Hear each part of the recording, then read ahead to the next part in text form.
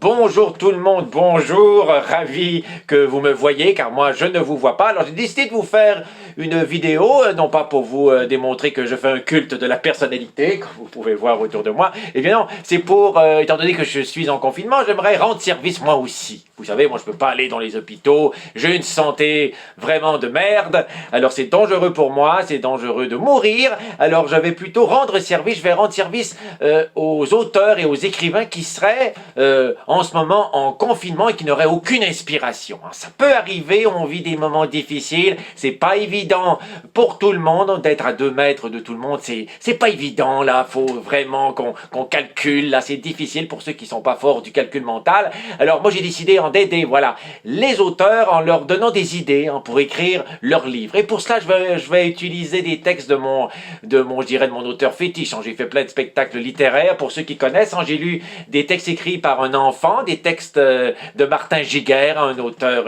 qui vient du Saguenay. Là, j'ai lu de ses textes lorsqu'il était enfant, mais il a continué à écrire, vous savez, Martin Giguère. Et j'ai découvert par hasard cet ouvrage, regardez l'épaisseur, on jurerait un projet de loi là au fédéral en ce moment là. Alors, ce qui se passe là-dedans, c'est tout plein de textes imprimés, des débuts de textes et tout, et moi je vais vous lire des débuts de romans très très courts, qui seraient comme l'incipit d'un roman que les auteurs qui n'ont pas d'inspiration pourraient continuer. Alors je me lance, alors c'est tout ce que je peux faire en ce moment pour vous aider. Je vais vous lire 3 textes, je vais essayer de faire ça rapidement, faut pas que ça dure des heures. Alors les textes que je vais vous lire sera La Corneille Rouge, on a hâte déjà, un thème exceptionnel, on a Petit Meurtre, et pour terminer, je lirai Samantha, la baby-sitter. Alors, ces textes ont été écrits entre la chute du mur et la chute des tours jumelles du World Trade Center. On ne sait pas à quelle époque ça a été écrit, car regardez le titre, si je peux retrouver la page couverture,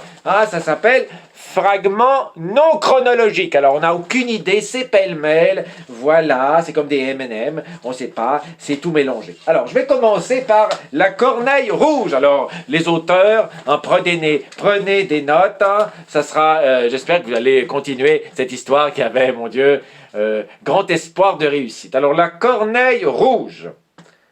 C'était une corneille rouge, on le savait déjà par le titre, c'était une corneille rouge, une boule de feu dans un ciel de nuit. C'est quand même beau, quand même, une boule de feu dans un ciel de nuit. La lune ne paraissait plus quoiqu'elle fût pleine. C'est la pleine lune, mais on ne voit pas la lune car il y a une satanée corneille rouge dans le ciel, telle une boule de feu dans un ciel de nuit. L'oiseau brillait trop fort. En faire délirer ses spectateurs au sol, tirés de force du lit pour contempler un animal aussi singulier. Imaginez-vous, tout le monde dormait et là tout à coup une vive lumière. Les gens disent, mais mon Dieu, est-ce que c'est Jésus qui revient sur terre? Eh bien non, c'est une corneille rouge. Lionel Brimont, par exemple, on eut les sourcils calcinés. Lui, il a regardé la corneille rouge et ses sourcils ont brûlé. Et Brigitte Villeneuve, sa voisine, la peau bronzée comme en été. En pleine nuit, elle s'est fait bronzer par la corneille rouge. Et ça s'arrête là, regardez la preuve, ça s'arrête là, ici.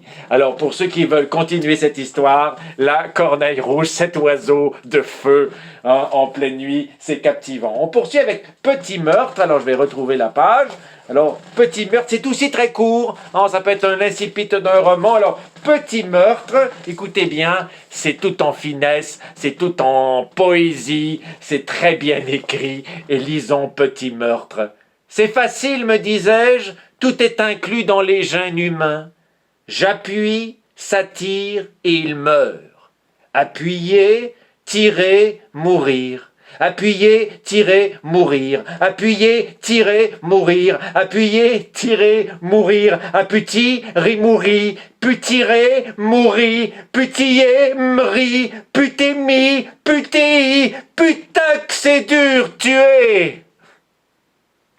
Bonne chance pour ceux qui veulent continuer ce texte fabuleux, Petit Meurtre. Et je conclurai, je ne vais pas vous parler pendant 20 heures, là. Je vais continuer avec Samantha, la baby-sitter. Voilà, c'est tout court aussi, et je vous reviendrai dans quelques jours pour d'autres textes. Alors, Samantha, la lamentable, non pas la lamentable, Samantha, la baby-sitter. On ne pouvait fuir La lamentable douceur de cette femme-là. La lamentable douceur, quand même. Hein. On ne pouvait fuir la lamentable douceur de cette femme-là. Vous hurliez pour qu'elle se détache de vous, mais elle en remettait, jusqu'à vous faire tomber et vous casser quelque chose. L'amour lui remplissait les veines, la rendait si grosse de frénésie et de pulsion que son simple contact semblait une décharge électrique percutante. C'est toute qu'une babysitter, hein, Samantha. Pour sa beauté, il fallait repasser, car on n'avait jamais vu dans le voisinage une aussi énorme usine de graisse, sans compter que ses immenses lèvres rougies à s'en éclater la cornée pouvaient à elles seules transmettre 1 litre de salive aux joues de tout le monde. C'est une phrase très longue, trop de mots, c'est ça, la jeunesse en les jeunes auteurs en mettent souvent un peu trop. Samantha qu'elle s'appelait. Tous ceux de moins de 30 ans l'avaient eue comme gardienne.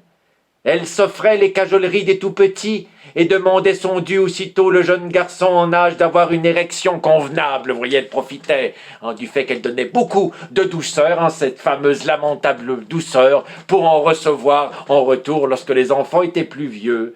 Nous avions tous au moins une fois mis notre machin dans un de ses plis. C'est fabuleux, j'espère que ça vous inspire. Pourtant, on l'aimait bien, la grosse Samantha.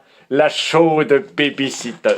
Alors, j'espère que ça va en inspirer quelques-uns et que nous aurons la suite de ces 3 histoires. Je vous les répète, la corneille rouge, j'aimerais beaucoup, s'il vous plaît. On pourrait faire un cadavre exquis avec ça, chacun écrit un bout. Je sais pas, faut faire quelque chose avec la corneille rouge, mais pour le moment, faut faire quelque chose pour ce qui se passe. Alors, on reste confiné chez soi, on écrit, voilà. Alors, à la prochaine tout le monde.